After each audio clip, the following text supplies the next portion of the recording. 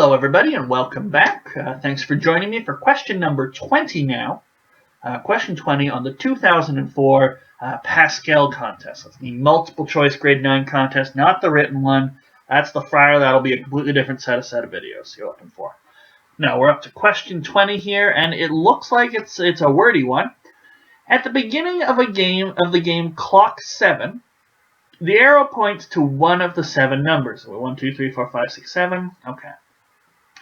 On each turn, the arrow is rotated clockwise by the number of spaces indicated by the arrow at the beginning of the turn. For example, if clock 7 starts with the arrow pointing at a 4, which we do have right here, then on the first turn, the arrow is rotated clockwise 4 spaces. 1, 2, 3, 4. So that now it points at 1. Okay. The arrow will then move 1 space on the next turn, because it was pointing at 1, and then it'll move 2, so it'll go up to the 4 again on the turn after that, and then it'll go to 1 again. Oh, cool. So it's got a sort of a pattern going on there.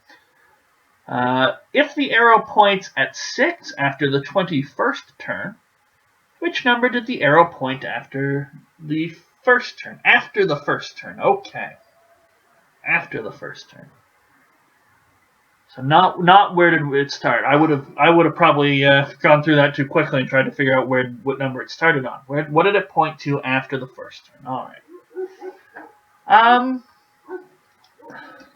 Well, I like the idea that we just sort of stumbled upon 4 goes to 1, and then 1 goes to 2, and then 2 goes back to 4. So that narrows it down. 6 isn't anywhere in that sort of little cycle there. What can we do? If I'm pointing at a number, if I'm pointing at 5, I'm guaranteed to know where I'll go next turn. So let's make a little chart here of where we sort of move. If arrow at, then after move. So we'll make a little chart. So if the arrow is pointing at 1, where does it go? 2, 3, 4, 5, 6, 7. This will help me better understand all the possible situations on the board. So if the arrow is at 1, we're going to move 1 space over to 2. If we're at 2, we move 1 space over to 4. If we're at 3, we'll move to the 4, the 5, and then the 6. Looks like we're doubling things here. If we're at the 4, then we've already said we go to 1. Well, that's not quite doubling. It is, in a sense, I'll explain why in a moment, because there's some deeper stuff going on in this question. And if we're at the 5, oh great, now I have to go back to the picture. So we go 6, 7, 1, 2, 3. So 5 goes to 3. And 6 goes to, let's see if I can do it in my head. 6 will go to 7, 1, 2, 3, 4, 5. So that closes a bit of a loop. 3 goes to 6, 6 goes to 5, 5 goes to 3. Cool.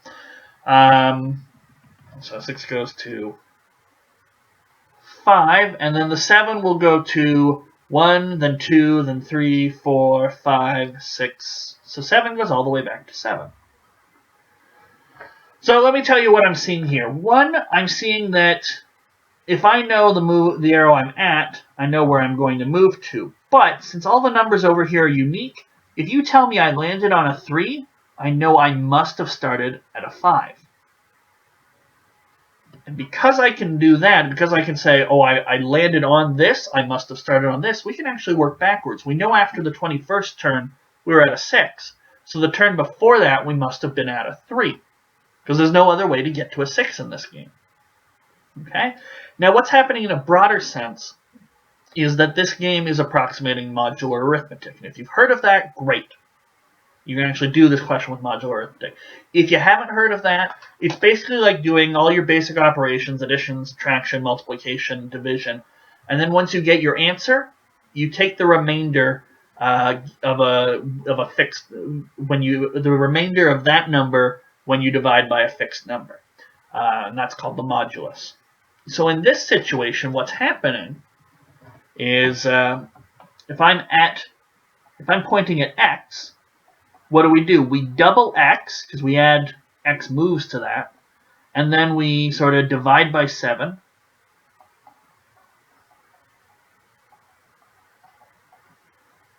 And we sort of keep the remainder.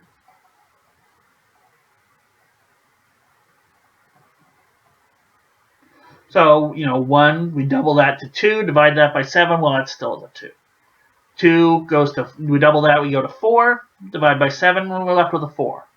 3 goes to 6, nothing fancy, but when we get to 4, double that, that would be 8. And when we divide by 7, that leaves a remainder of 1. Well, hey, we go to 1. With 5, double that to 10, we have a remainder of 7. Or when we divide by 7, we get a remainder of 3. And 6 will go to 12. And when we divide by 7, we get a remainder of 5. 7's the odd man out. Usually in modular arithmetic, we have zeros and not 7. But 7 goes to 14. And when you divide by 7, we say we have a remainder of 7. And if this is your first introduction to the concept of modular arithmetic, maybe that went over your head. Maybe I went too fast. I'm not going to dwell on this, and I'm not going to be trying to teach you modular arithmetic, because I think we can just do my go backwards plan. I think everyone will follow that. But I would like to say that if modular arithmetic seems scary to you, realize that you probably have been doing it for a very long time in your life. I'm just going to draw you a very quick picture of modular arithmetic that you've been doing your whole life, that just about everyone has seen. And it's getting less and less, what with the age of digital clocks, but a clock works with modulus 12. Okay, if I'm pointing at 10 and I want to know when is it going to be in 3 hours, I do 10 plus 3, but there's no hour number 13. There's no 13 o'clock. So, but 13 divided by 12 leaves a remainder of 1. You know it's going to point to 1. Okay, you know what 7 hours before 3 is. 3 minus 7, you get negative 4, but there is no negative 4. But when we divide negative 4 by 12, you get a remainder of 8. Okay? So you have likely seen a clock like this, 12-hour clock, and you've been doing modular arithmetic. Really, this question is only asking us now to use a 7-hour clock. Okay, now that's all I'm going to say about modular arithmetic. I'm not going to try and teach it to you guys. Let's go with my plan of we can work backwards. Okay, so I'm just going to, so modular arithmetic talk over. There is a way to do it with that. I'm not going to bother.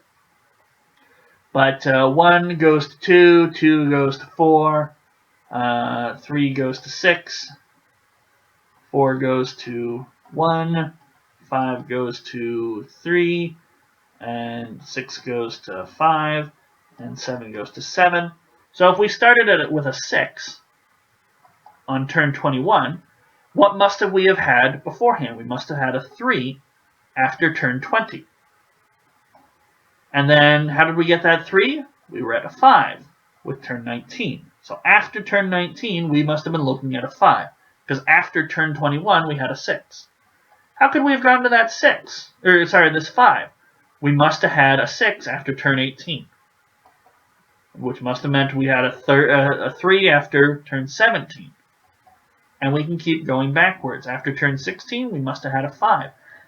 And I think you'll notice a pattern here. 5, 3, 6 is sort of a closed loop. It goes 5, 3, 6, 5, 3, 6, 5, 3. It'll just keep doing that.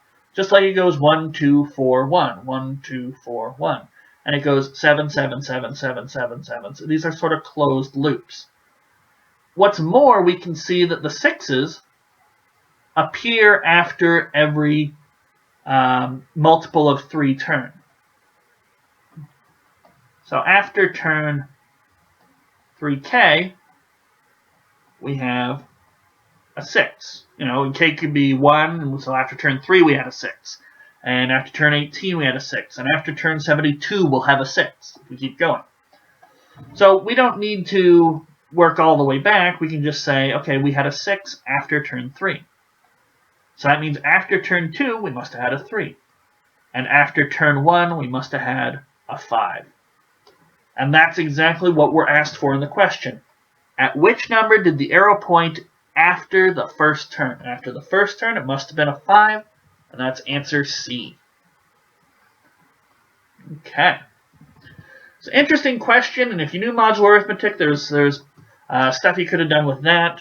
And if you don't know modular arithmetic, try and type it into an internet search engine, see what you can learn from there. Modular, M-O-D-U, and this you should never spell on air, M-O-D-U-L-A-R, arithmetic, A-R-I-T-H,